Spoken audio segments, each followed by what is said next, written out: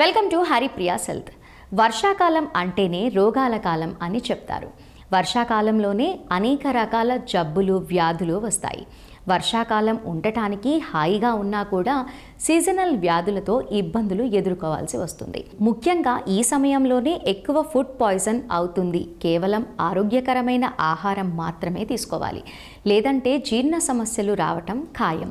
కలుషితమైన నీరు, ఆహారం తీసుకోవటం వలన డయేరియా, అజీర్తి సమస్యలు వస్తాయి. కాబట్టి ఆరోగ్యం పట్ల జాగ్రత్త చాలా అవసరం. ఈ సమయంలో బయట ఆహారం తీసుకోకపోవడమే చాలా మంచిది. ఇంట్లో పరిశుభ్రమైన ఆహారం తీసుకోవాలి. కూరగాయలు, పండ్లు శుభ్రంగా కడిగి మాత్రమే తీసుకోవాలి, లేదంటే ఆరోగ్యం పాడవుతుంది. ముఖ్యంగా పాల ఉత్పత్తుల విషయంలో చాలా జాగ్రత్తగా ఉండాలి. వీటి ఎక్స్పైరీ డేట్ చూసుకొని వాడాలి.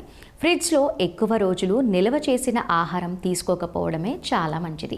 ఇలాంటి ఆహారాలు తినటం వల్ల వాంతులు, విరోచనాలు అయ్యే అవకాశాలు చాలా ఉంటాయి. అదేవిధంగా ఎలాంటి ఆహారాలు తీసుకునే ముందు అయినా కూడా కాళ్ళు, చేతులు అనేవి శుభ్రంగా కడిగి తీసుకోవాలి. చేతులు కడిగే వంట చేయాలి. బహిరంగ ప్రదేశాల్లో ఎక్కడ పడితే అక్కడ తాకకూడదు. బయట నీరు కూడా అస్సలు తాగకూడదు. ఇంట్లోకి సూక్ష్మక్రిములు రాకుండా జాగ్రత్తగా చూసుకోవాలి. నెక్స్ట్ వీడియోతో మళ్ళీ కలుద్దాం.